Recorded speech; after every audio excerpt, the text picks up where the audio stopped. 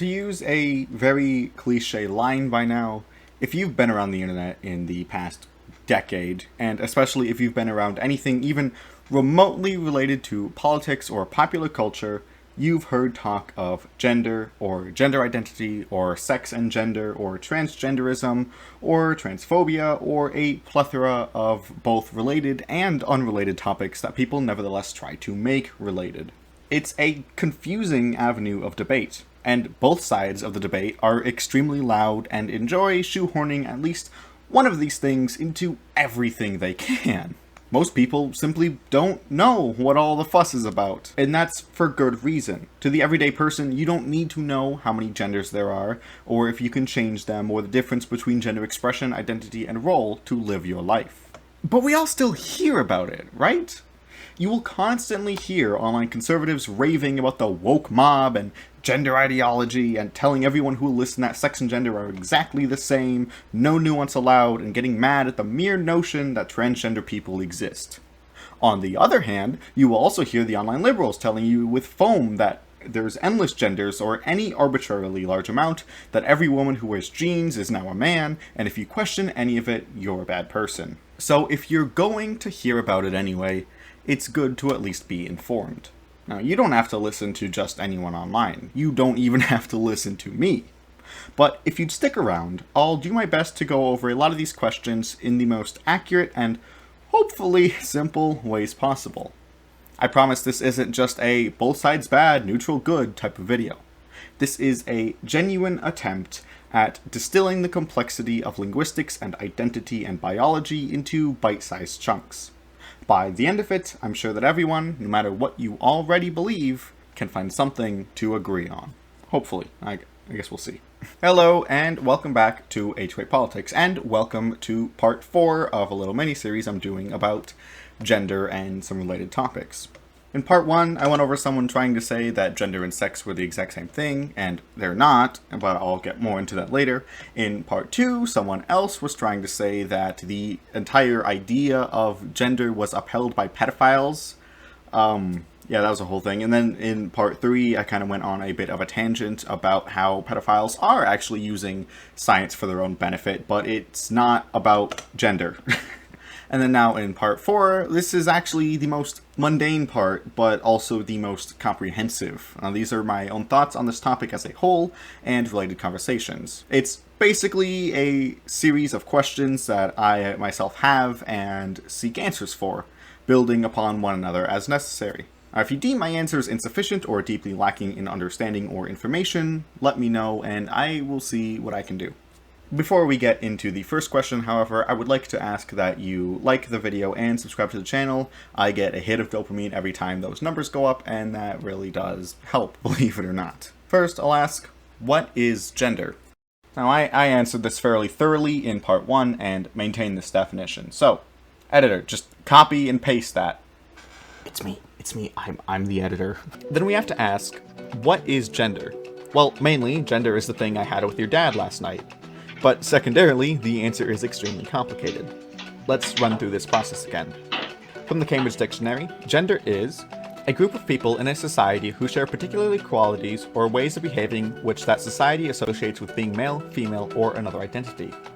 They also have the definition of used to refer to the condition of being physically male, female, or intersex, equals having a body that has both male and female characteristics. But, as the dictionary itself points out, they are explaining how the word is used, not necessarily what it means generally. And as we will see shortly, this position is borne out in the literature. The Journal of Applied Physiology from earlier provides further insight into gender. Quote, gender can be thought of as the behavioral, cultural, or psychological traits typically associated with one sex.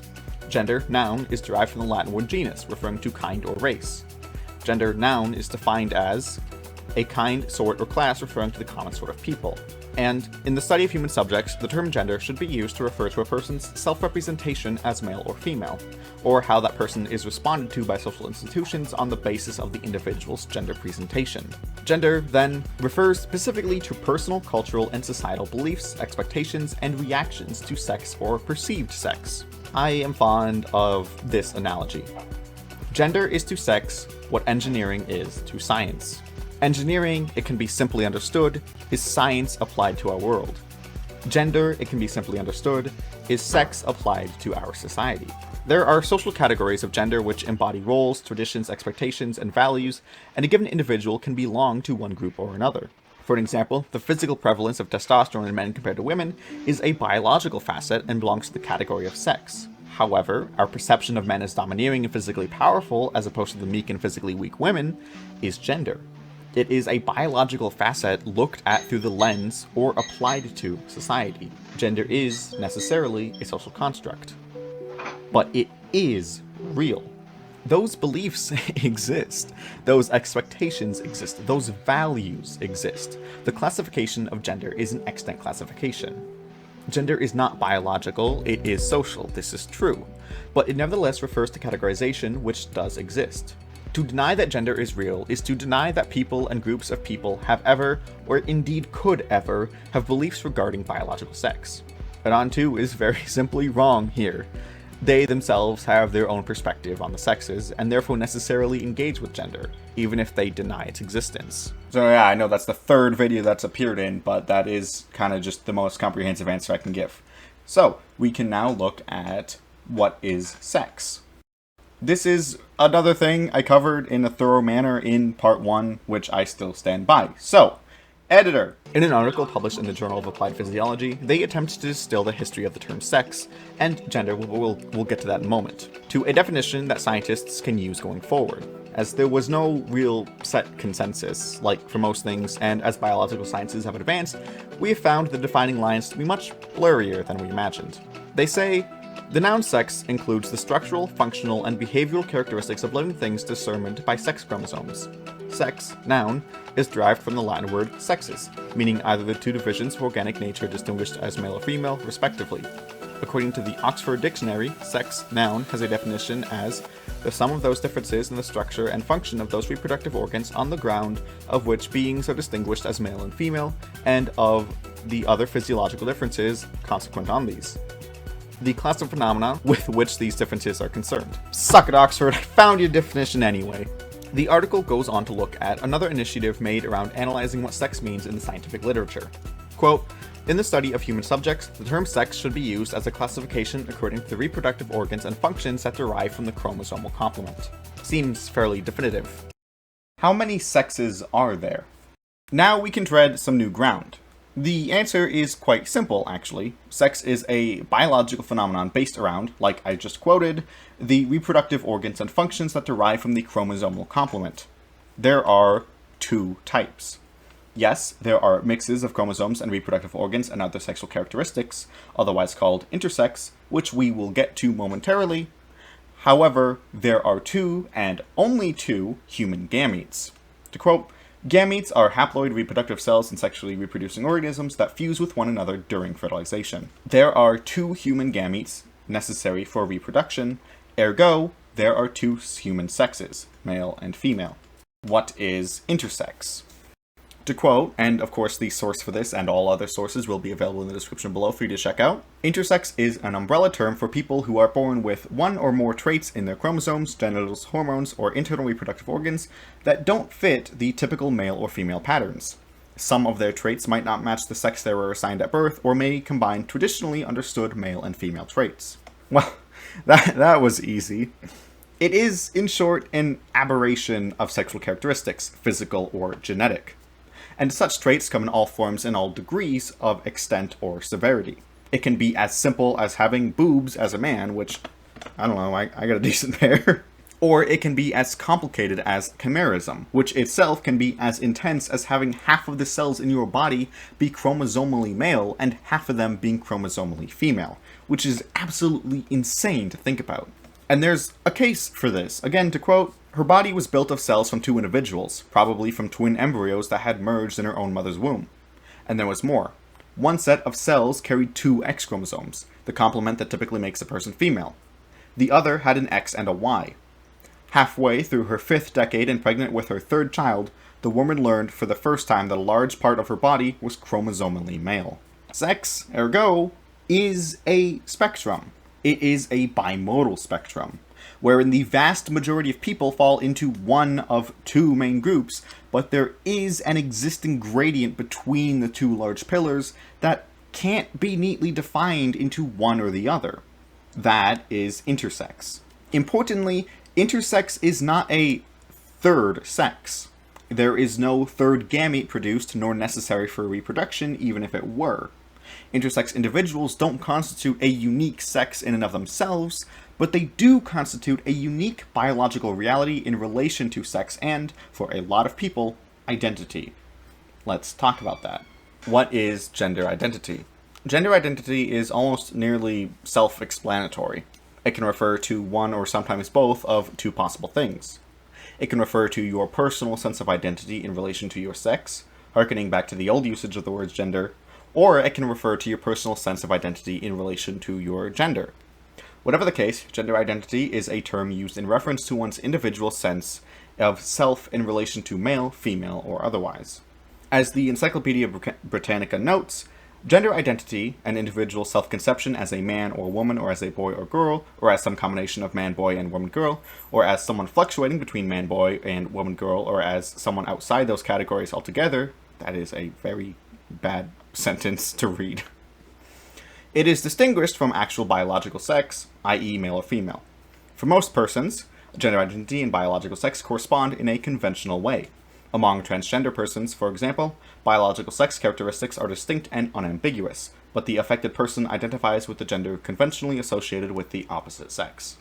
As they go on to explain, exactly how gender identity forms is still debated among various fields, such as psychologists, sociologists, and philosophers. Some people believe gender identity is ingrained biologically itself, or at least prenatally in the construct of our brain. Others would argue it is a learned position, and a subsection of those believe it to be a continually reinforced and practiced phenomenon. I would argue that there's, as with most things, a mix of both nature and nurture within gender identity. In my own interpretation, the feeling we have is innate in us, whether by genetics or by brain chemistry and structure. The reason why ultimately matters little. But how we understand, express, and even perceive this feeling is cultural, learned. This relates to the broader understanding of feeling as a whole. That we feel pain is biological, but how we express that, i.e. by powering through it, is learned. How we think about it, i.e. as a source of motivation, is learned. How we speak about it, i.e. with words like agony or a 1 to 10 chart, is learned. Such is gender identity. What are gender roles? Gender role is, on some level, near interchangeable with the gender itself as a term. However, gender roles are narrower. Gender roles specifically refer to the expectations society and culture place on the sexes, as opposed to gender, which includes not just the expectations, but also beliefs, values, reactions, and perceptions, not just of the broader society, but on a personal level too. Gender roles are therefore a specific part of gender. The reason for the distinction is twofold. Firstly, it's just useful to have broader and narrower terms, even when one encompasses the other. Physics is a very broad term, and wholly encompassed within it is theoretical physics. Yes, I found a way to relate theoretical physics to another one of these videos. Though all theoretical physics is physics, like how all gender roles are part of gender, not all physics is theoretical, like how not all of gender is gender roles. The second reason is that gender roles specifically represent a more negative portrait of society among those more involved in discussions on gender and identity. Gender roles and these stereotypes are, to many people, something to be combated as unfair, discriminatory, and oppressive. It is the expectations that are viewed negatively, and thus a separate term is useful for communication purposes. While we're on this topic, let's talk about something else related to gender roles.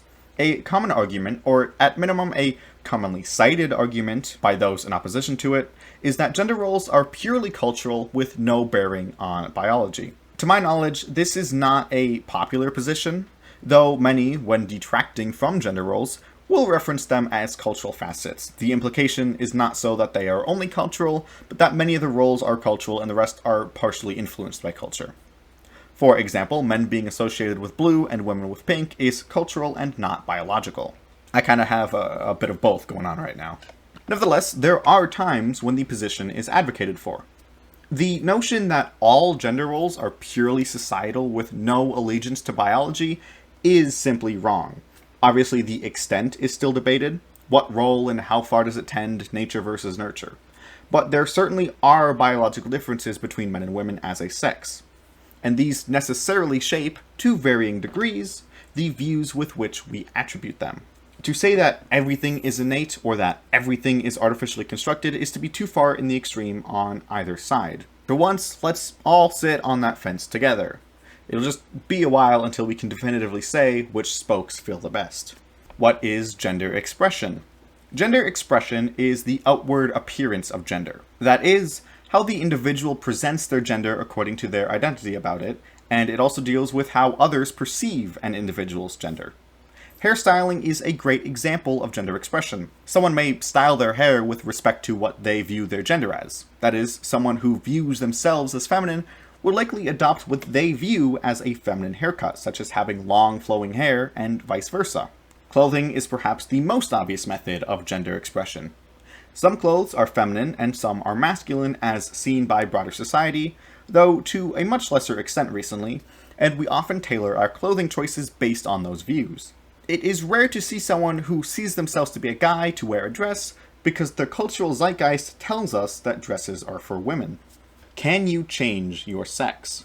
One of the most important questions in this whole topic, which is why I'm asking it. Duh. Can you change your sex? The answer is no. At least, the answer is not yet. Sexual characteristics can readily be changed. Hormone replacement therapy and sex change operations are both ready and available, at least technologically speaking, methods by which to modify, alter, or even reverse certain sexual traits, such as, well, our hormone levels, obviously, or the physical construction of genitalia. Our genetic components, however, cannot change. Interestingly, genetic components can be added to our bodies and even retained for a hell of a long time. If you refer back to the Nature article I brought up about the woman with basically 2 sets of cells in her body, there's a very fascinating paragraph. And seriously, the whole thing is interesting. Go read it when you're done with this. It says, microchimeric cells have been found in many tissues. In 2012, for example, immunologist Lee Nelson and her team at the University of Washington in Seattle found XY cells in post-mortem samples of women's brains. The oldest woman carrying male DNA was 94 years old. Other studies have shown that these immigrant cells are not idle. They integrate into their new environment and acquire specialized functions, including, in mice at least, forming neurons in the brain. Isn't that just so cool? But anyway, that is not sufficient to constitute a genetic sex change. Our gene editing technology may one day be at the point where our chromosomes can be changed. In that event, I would readily say, and I have no problem saying, that our sex can be changed, but as of now, it cannot. Can you change your gender? This is the single most relevant question to this discussion, and the second most relevant will be immediately following this. No matter what answer I give, it's going to be my most controversial take throughout this whole little project. Oh boy. Proponents suggest that your gender is aligned to your gender identity. Though they are distinct concepts, your identity determines what gender you are a part of.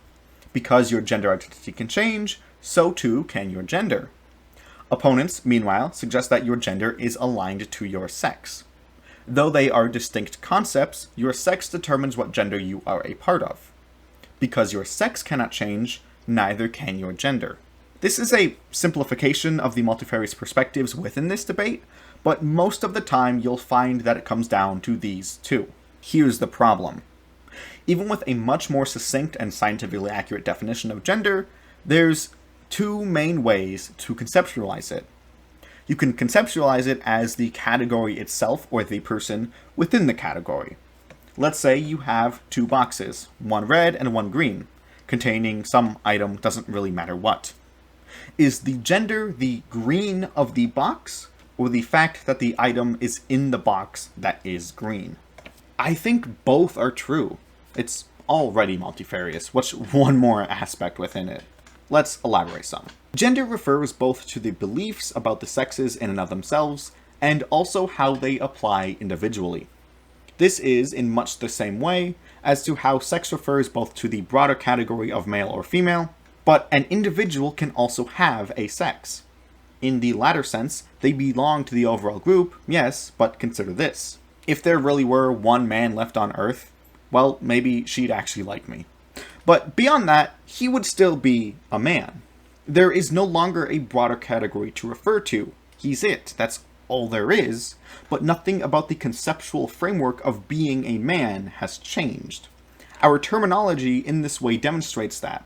As per our definitions, being a man is both collective and individual. Sex refers to both the box as a category and the state of being within the box. Gender is used in the exact same way, so we can suggest that it is also both the box and being within the box. So what does this mean for our question?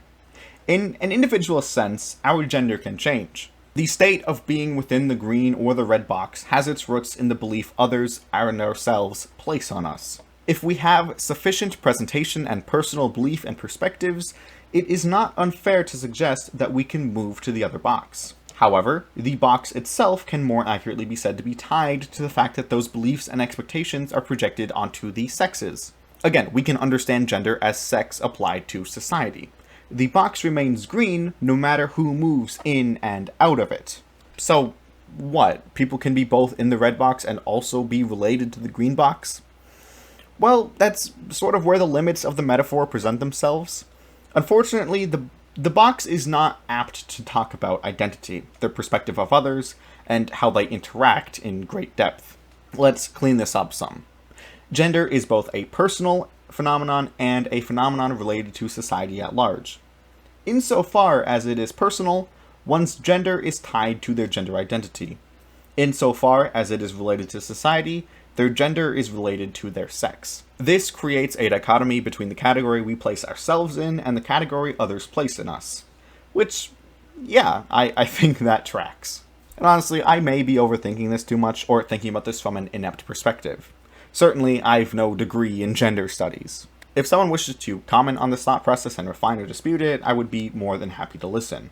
Anyway, I will also concede that most people overwhelmingly use gender to refer to the personal aspect of things, just as most people overwhelmingly use sex to refer to the personal state of being male or female. This creates, at least in my eyes, relatively little confusion in communication. When most people suggest that you can change your gender, they are correct, and when most people suggest that you cannot change your gender, they are incorrect. But there is nuance, and understanding how each person is using the word matters, because the results can vary. How many genders are there? The second most pressing question. I will similarly remain controversial, no matter the answer. I remain resolute. The answer is more than two? Maybe? Gender, I would argue, exists on a similar spectrum to sex. It is bimodal, but importantly lacks a necessity to be one or the other. You don't have to be in a box, though of course there's nothing wrong with being in one either.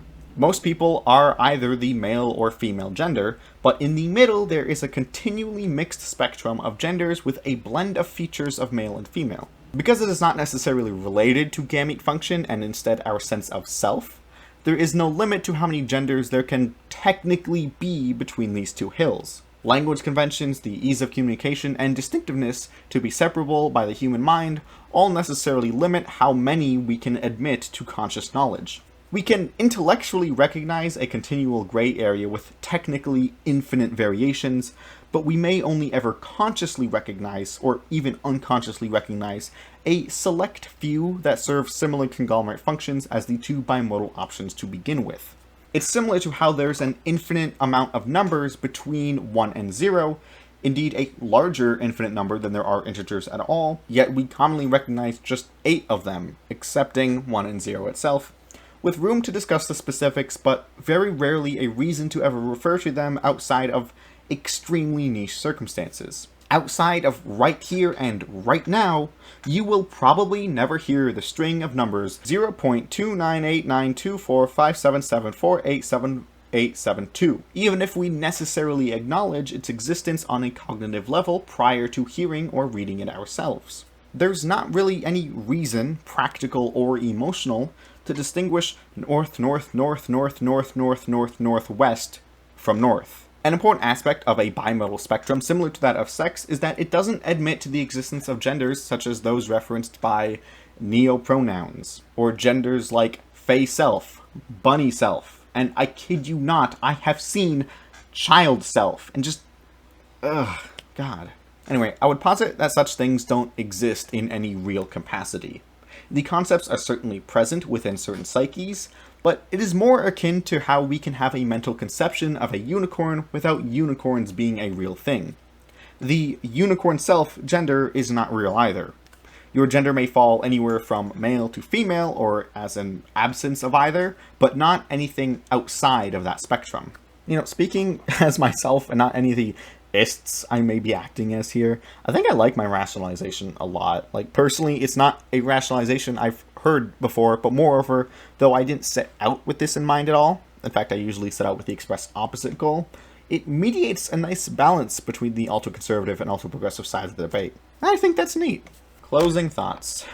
It's been a long few videos, and I'm about ready to go gender your dad. I hope you enjoyed watching this video and the others if you have seen them. And if you have any further questions on the subject or concerns regarding what I just got done saying, or you just want to call me a cabbage-eyed toemonger, feel free.